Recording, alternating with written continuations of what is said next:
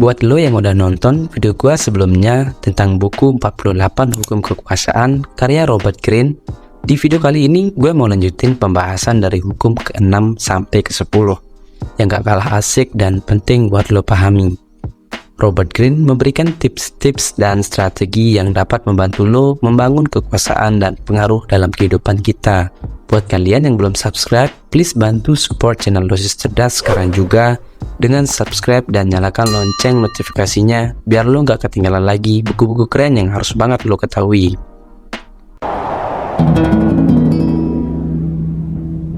Hukum 6. Carilah perhatian berapapun harga yang harus dibayar. Pernah nggak lo merasa terlupakan atau tersesat di tengah keramaian? Jangan biarkan hal itu terjadi lagi.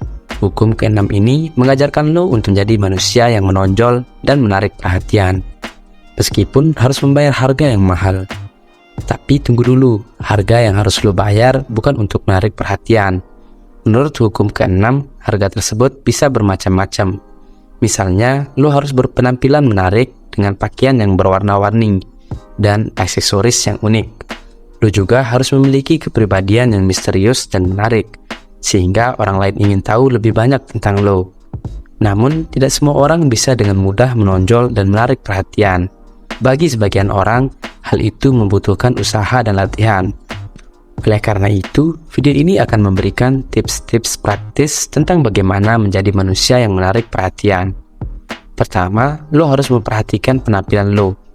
Lo bisa mencari referensi dari mode yang sedang tren atau menciptakan gaya pakaian yang unik dan berbeda dari yang lain. Kedua, lo harus memiliki kemampuan komunikasi yang baik. Lo bisa belajar berbicara dengan gaya yang menarik dan menghibur orang lain. Lo juga harus bisa mendengarkan dengan baik dan memberikan perhatian penuh pada orang yang berbicara pada lo. Ketiga, lo harus menciptakan kepribadian yang menarik dengan mengembangkan hobi atau kegiatan yang unik dan menarik, atau dengan mengasah keterampilan seperti bermain musik atau menulis. Dengan mengikuti tips-tips tersebut, lo bisa menjadi manusia yang menarik perhatian dan menjadi magnet bagi orang lain. Jangan biarkan diri lo terlupakan di tengah keramaian atau menjadi bagian dari gerombolan massa yang membosankan dan pemalu. Jadilah seorang yang menonjol dengan harga yang harus dibayar. Hukum 7. Mintalah orang lain bekerja keras buat lo, tapi senantiasalah terima pujian atas kerja keras mereka. Lo mungkin berpikir, buat sukses lo harus fokus sama tujuan lo sendiri. Tapi kenyataannya, lo bisa menjadi sumber kepuasan buat orang lain. Lo bakal mendapatkan keuntungan besar di masa depan. Kalau lo bisa bantu orang lain dengan cara yang tepat, orang lain bakal lebih menghargai lo, bakal melihat lo sebagai sosok yang punya nilai lebih, dan mempercayai lo buat urusan selanjutnya. Kalau orang lain puas dengan lo, bakalan lebih gampang buat lo capai tujuan lo sendiri. Buat jadi sumber kepuasan orang lain, lo bisa melakukan berbagai cara seperti memberikan dukungan, memberikan solusi, atau memberikan hadiah. Yang penting, lo harus selalu berpikir buat memberikan yang terbaik buat orang lain dan buat diri lo sendiri. So, jangan jadi orang yang memberikan harapan palsu atau hanya buat manfaatin orang lain. Jadi sumber kepuasan buat orang lain harus dilakukan dengan tulus dan ikhlas. Hukum 8. Usahakan agar orang lain mendatangi lo. Pergunakan umpan bila perlu. Dalam kehidupan, seringkali kita menemui situasi di mana kita merasa tidak memiliki kendali atau kekuasaan atas situasi tersebut. Lo mungkin merasa bahwa orang lain memiliki kendali atas situasi tersebut dan lo tidak bisa berbuat banyak. Tapi sebenarnya dengan mengaplikasikan hukum ke-8 ini, lo bisa meraih kesuksesan atas situasi tersebut dan menjadi penguasa dalam situasi tersebut. Jadi, bagaimana cara lo jadi penguasa dalam situasi tersebut? Pertama-tama, lo harus jadi tuan rumah. Artinya, lo harus mengendalikan situasi tersebut. Jadi tuan rumah bukan berarti lo harus arogan, tapi berarti lo harus mengambil inisiatif dan mengarahkan situasi tersebut sesuai dengan keinginan lo. Salah satu cara buat jadi tuan rumah adalah dengan menggunakan umpan atau bait. Dalam bahasa Inggris, bait ini disebut dengan bait and switch. Caranya adalah dengan menawarkan keuntungan yang menarik buat orang lain. Lalu setelah mereka datang, lo mengubah tawaran tersebut dan meminta mereka melakukan sesuatu yang lo inginkan. Misalnya, lo ingin menjual produk atau jasa lo. Lo bisa menawarkan diskon besar-besaran buat orang yang membeli produk atau jasa lo. Ketika orang tersebut datang buat membeli produk atau jasa lo bisa memperkenalkan produk atau jasa lo dengan lebih lengkap dan mencoba meyakinkan mereka buat membeli produk atau jasa lo. Tapi perlu diingat, jangan jadi orang yang menggunakan umpan hanya buat menipu atau manipulasi orang lain.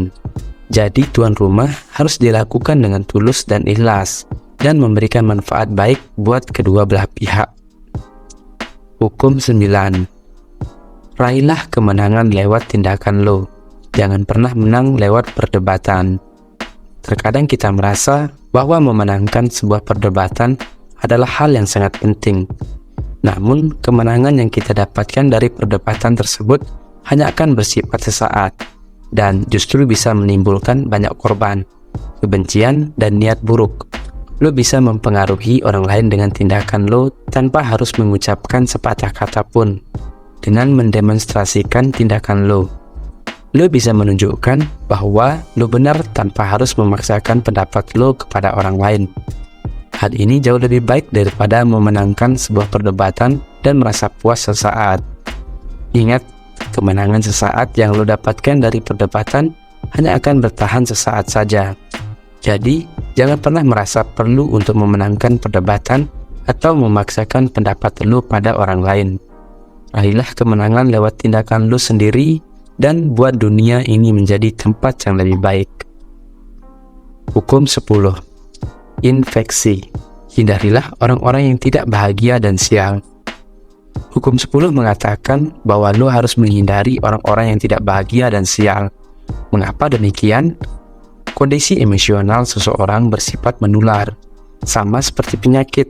Jika lo terus-menerus bergaul dengan orang yang tidak bahagia dan sial, maka lo mungkin merasakan dampak negatif yang cukup besar pada kondisi emosional dan hidup lo secara keseluruhan. Orang-orang yang sial cenderung menarik kasihan bagi diri mereka sendiri dan juga akan mempengaruhi hidup orang lain di sekitarnya. Jika lo bergaul dengan orang yang tidak bahagia dan sial, maka lo juga dapat terpengaruh dengan kesialan tersebut. Bahkan lo mungkin merasa tertarik untuk menolong orang tersebut. Namun sebenarnya lo hanya mempercepat bencana dalam hidup lo sendiri. Sebaliknya, jika lo bergaul dengan orang bahagia dan beruntung, maka lo akan merasakan dampak positif dan kondisi emosional mereka. Orang yang bahagia dan positif cenderung menarik kebahagiaan dan kesuksesan dalam hidup mereka dan orang lain di sekitarnya. Bergaul dengan orang positif dan beruntung akan membawa dampak positif bagi hidup lo, seperti meningkatkan kepercayaan diri dan semangat hidup. Lo harus memilih lingkungan sekitar lo dengan bijak. Lebih baik bergaullah dengan orang yang bahagia dan beruntung, agar hidup lo bisa lebih bahagia dan sukses. Jangan biarkan kondisi emosional orang lain mempengaruhi hidup lo secara negatif. Setelah menonton Hukum Kekuasaan Part 2 dari buku ini, mungkin lo ngerasa kalau masih pengen tahu lebih banyak lagi. Ada banyak hukum-hukum kekuasaan lainnya yang bisa lo pelajari dari buku ini. Jika lo pengen lanjut ngomongin soal kekuasaan dan bagaimana caranya untuk mempertahankan atau bahkan mengambil alih kekuasaan, tulis komentar kalian di bawah. Siapa tahu kita bisa buat part 3 dari video ini dengan ngebahas lebih dalam lagi tentang 48 hukum kekuasaan ini. Terima kasih sudah menonton dan sampai jumpa di video selanjutnya.